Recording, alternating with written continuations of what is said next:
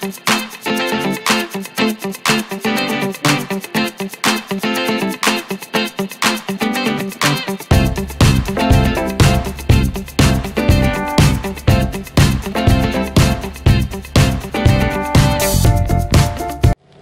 morning everybody, this is Dear Mama Sal and it's a very wet Monday morning, 14 degrees here in southern British Columbia, which would make it about 57 equivalent in northern Washington state, and it's just a miserable looking day.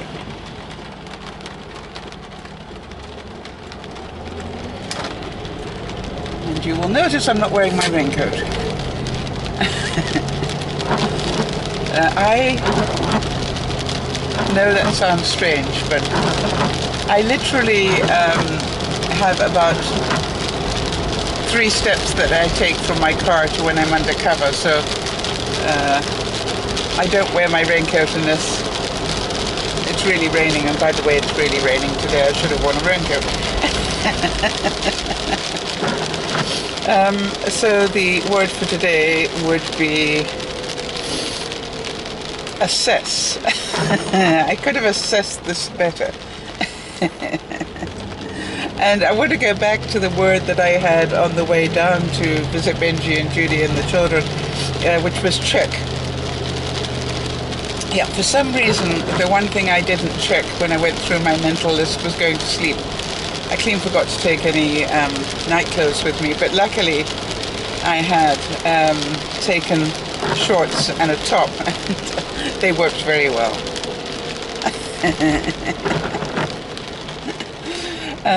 Because the weather was okay, but I'm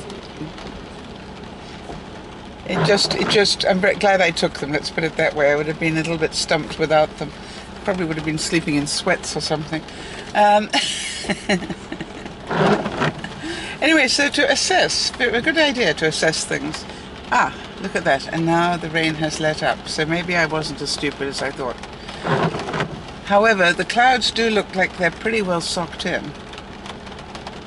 And I know it sounds stupid, it appears to be raining harder on the back of my car window than on the front one. Oh, now it's about even. It can only happen to me, right? I must be going through a break in the crowd in some way, and I've parked right in the middle of it. So let us assess the weekend. The weekend, as you heard, was great. I really enjoyed it. Tiring though, and I didn't realize that until I got home yesterday. I got home early. Part of my plan was, okay, fine, what I will do is I'll get everything sort of under control. I'd done the shopping on the way in. Luckily, between the border and my home, there is a fresh fruits place, and I went and got fresh fruit and vegetables and milk and basics for the week on my way in. And I thought, well, I'll get all those put away and take a quick nap and maybe fit in a broadcast, which at least one person asked me for. But I was so tired. I slept. What I did was I decided to veg, first of all. I just literally got onto my bed and I turned on a Netflix type series. And I fell asleep within 20 minutes. And then I woke up and went back and re-looked at the same 20 minutes before I fell asleep again. So that 20 minutes was actually quite well into my head by the third attempt.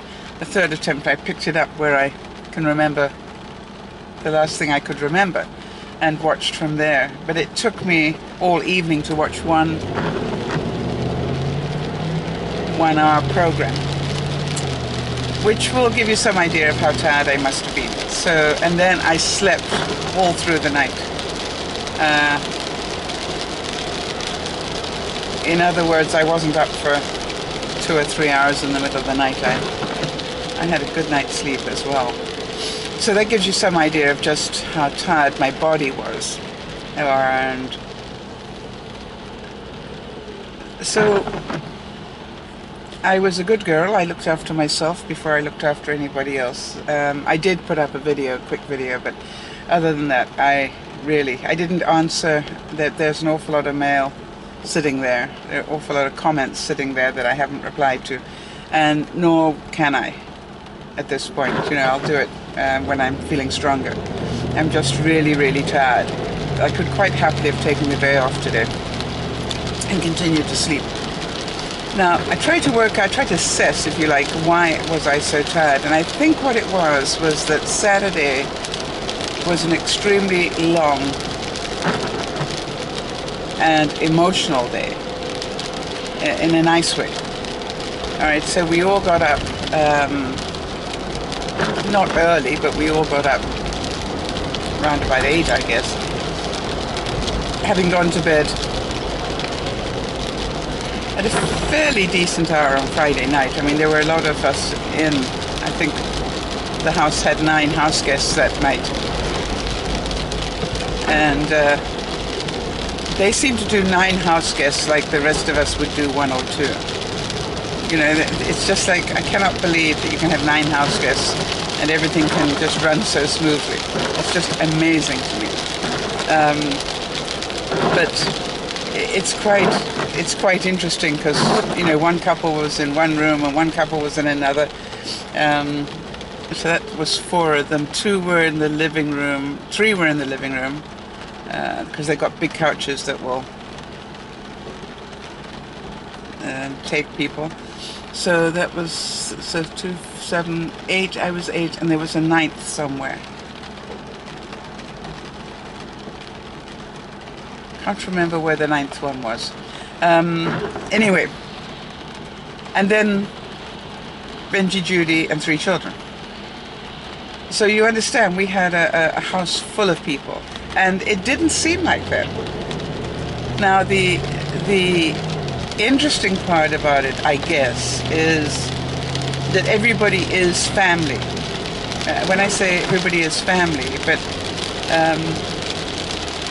we all know that Benji is at his best when he's alone in the kitchen. So you don't sort of you don't get in his way. If he's in the kitchen, you just let him do his thing, because that's where he's happiest. He doesn't want to be tripping over you the whole time. So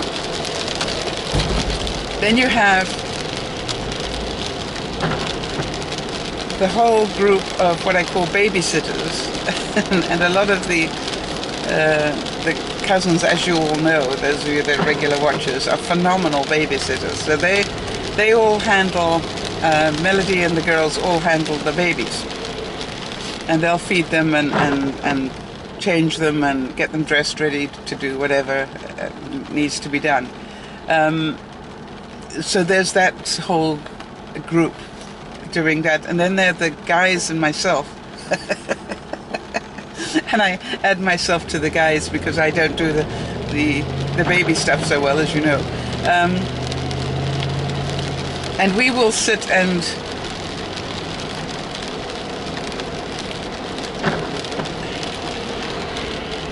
chat and do stuff.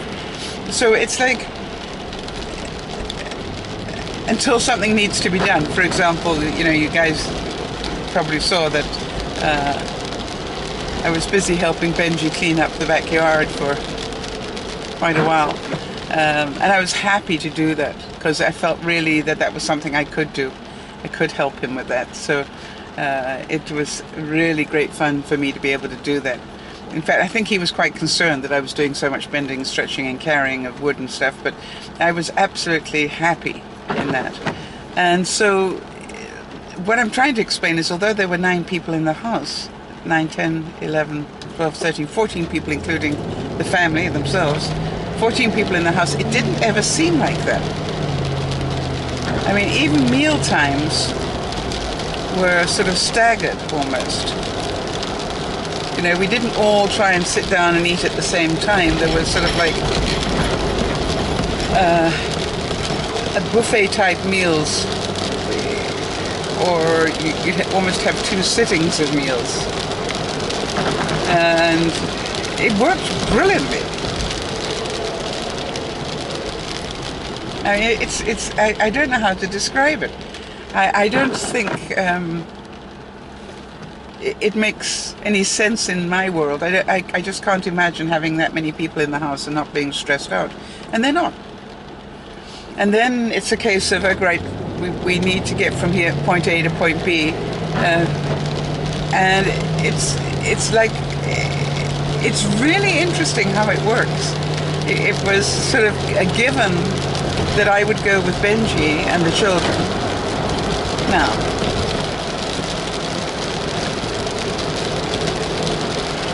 and then that surprised me, because you'd think it would be Benji, Judy, and the children. No, it was Benji and Sal will go ahead with, because we had to go and get gas as well. And we took the kiddie winks with us, and they were great. And then Judy and the girls came in another car, and then the boys came in another. You know, it was really worked like clockwork. And so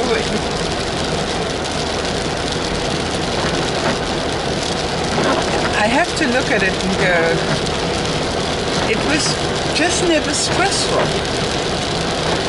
Now, in my family, if you tried to get 9 people, all with different ideas of time, to an event, you know, it would be people snapping at one another and causing a scene and goodness knows what else. But it was, I think maybe that was part of it. I think maybe that what they do is they do car loads depending on what your timing is. For example, I was ready really early. I always, you know, try and do that when I'm with them, because I want to make sure they know I'm ready to go when they are. So I was ready early. So when Benji wanted to go, he knew I was ready, so he would take me, and then the children were ready, so he would take them. I think that's how it worked. And then the girls were running a little bit later. Maybe that's how it worked. And then the guys just came, yeah, when they were ready. It's a guy thing. So it was a really fun thing. So I sort of assessed the whole dynamic of it and go, boy, it worked like a hot damn. It really did. It really rolled. And it was the same thing when it came to the party. All the aunts. Now the aunts are obviously used to this large catering issue, because even the aunts all came with their well-known dish. You know, the one aunt does this incredible barbecue that is historic within the family, and all the kebabs. And just does a wonderful, wonderful job. And it's smothered in garlic, so I couldn't have any. But it smelled so good. And then they all totally rule the food, and nobody worries about it. You know what I mean? Nobody gets into the kitchen and tries to do stuff, because that's the aunt's stuff. And there were probably 6 aunts in charge of that. And then you've got all the uncles, and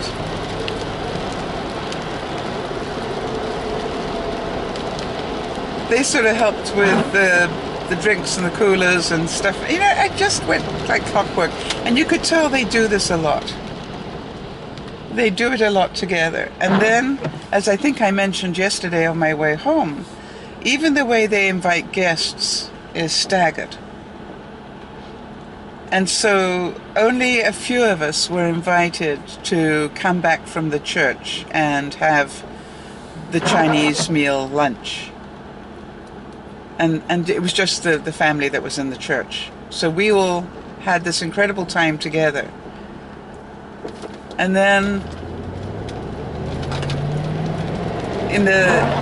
and we probably had, you know, sort of from 12 to 3 together. And then we have what I call a second sitting, and that was now another group of guests, mostly adults, that came in who were not at the christening, but wanted to, you know, partake of party, and they came sort of late afternoon. And then the young people came in the evening. So I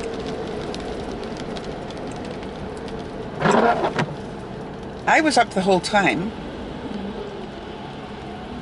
and I didn't get to sleep until 3 in the morning. So that means I was up from 8 o'clock, before 8 o'clock. I think I woke up at 6. But anyway, let's just say I was up from 8 until 3. You know, that was quite a long day for me. And so when I sort of assess how tired I was yesterday, it sort of makes some sense. The good news was the incredibly easy trip I had back. I don't think I waited at the border more than half an hour. It was great. It was, if that, maybe 20 minutes. So it was really good.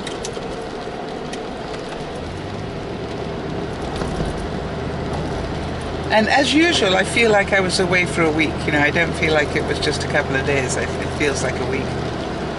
So we were busy trying to work out when we could get back together again. Judy and I were busy trying to work that out. As I left, Benji had gone off for a walk with the children, and he, you know, I knew I was going to be going once he was gone. So as Judy and I were saying goodbye, we were trying to work out when we could get back together again. And it looks like November. And so it's going to be a busy, busy time for them in the next month or so.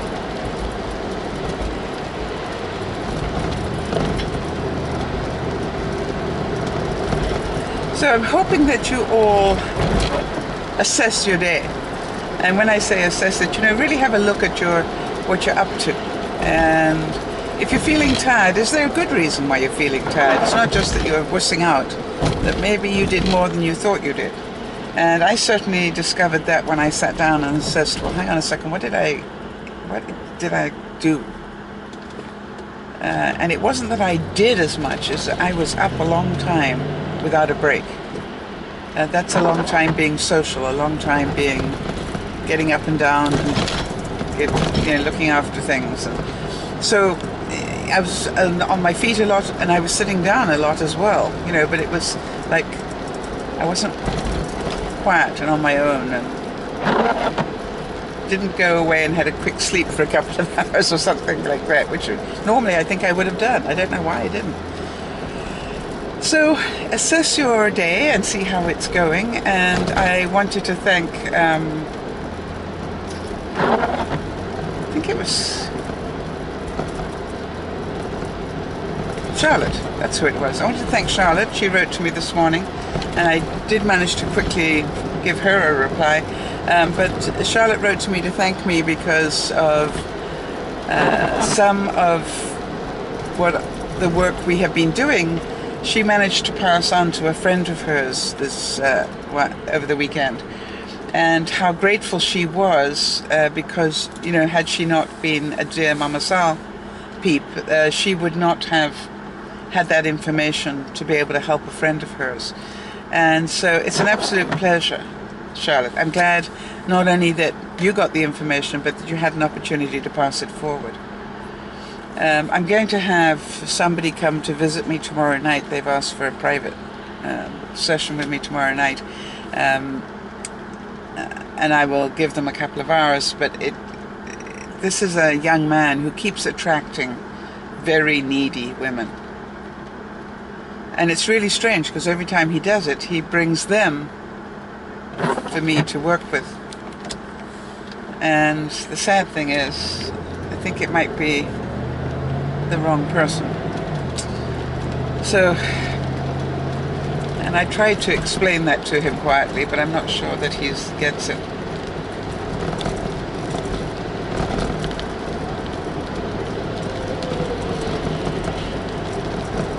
And the other thing is that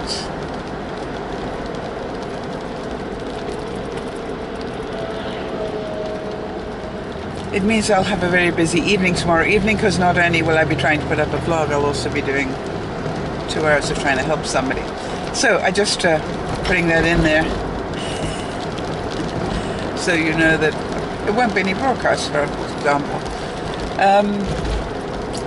Assess your day, and I think have a good look at your life if you can. I love to do my thinking when I'm driving. That's why I love it when I do those long trips. Well, not that long, but you know, when I do a car trip like that, I love to do them because it gives you time to sort of analyze stuff. You know, you've got a open road and you get to think. And so I would ask you to take a little bit of time. I don't know whether you do your thinking in the car or wherever it is, but you know, take some quiet time and assess your life and what you want to do next. And remember that you can't change the past, and you have no idea whether there's going to be a future. So don't waste too much time on either of those. I'm not saying don't spend any time on them, but don't waste too much time on them. But just really work on, what do you want to do now?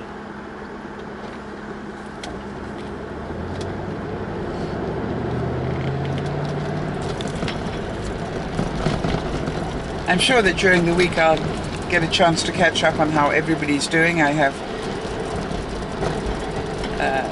realized that by missing a whole weekend of broadcasts, I've missed out on all the broadcast peeps and what's going on in their lives, and that's very difficult because, you know, every weekend we get to catch up on all our friends and find out how they're doing, and so it's going to take me a little while just to try and get information from people so that I'm up to date by the time we start broadcasting next weekend.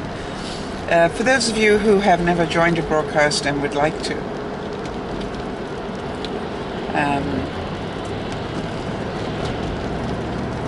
it really is much easier than you probably think. There are a couple of little sort of need to know things, but other than that, it really is quite easy.